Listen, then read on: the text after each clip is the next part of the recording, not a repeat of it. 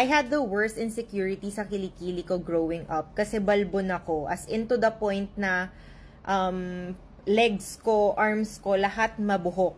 So yung kilikili ko din mabuhok, pero now as in wala na talaga.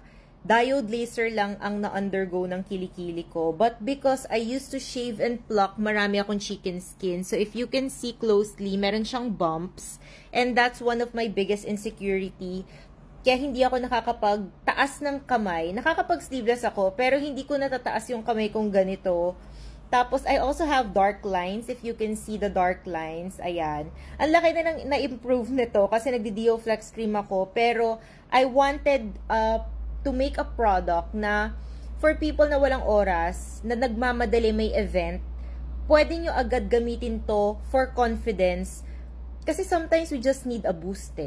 Hindi naman talaga tayo insecure, but sometimes, alam mo yung parang itong TikTok filter na to, 'di ba? Kaya ko naman talaga magsalita eh, pero pag may filter, parang mas kaya kong tagalan yung video ko. Alam mo yon. So, I made a deodorant with concealer para matakpan tong lines na to at mabawasan yung itsura ng insecurities ng kilikili ko. So, this is the Dioflex Deo Concealer Stick. Meron na siyang deodorant plus coverage.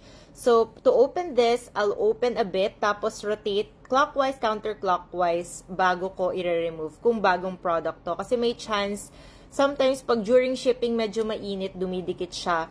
But as you can see, okay naman to. And eto nga yung kilikili ko. Lalagyan na natin. Ayan.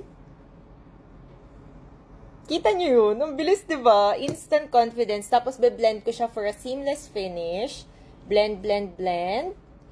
Tapos, kung gusto mo siyang madaling mag-dry, pwede kayo maglagay ng loose powder. Ayan. Pwede ding baby powder. Ang maganda dito, nakakaputi na rin siya. Like, may kojic, niacinamide, meron na rin tong turmeric extract. Tapos, yan, blend nyo lang. Ayan. Powder matte finish na siya. And, nabawasan talaga yung mga lines ko. As you can see kanina, kitang-kita ngayon, nabawasan na siya. Ayun. Ang galing. Sobrang instant. Na-imagine ko gamitin ko to pag may events or punta ka ng beach or may photo shoot, 'di ba? You're going to a cosplay event or even beauty pageant or meron ka lang special event na hindi pwedeng. Minsan nga, pag nakaganyan lang kilikili mo, maitim, gusto mo lagyan, pwede mo rin siyang ganun. O, diba? Pumuti.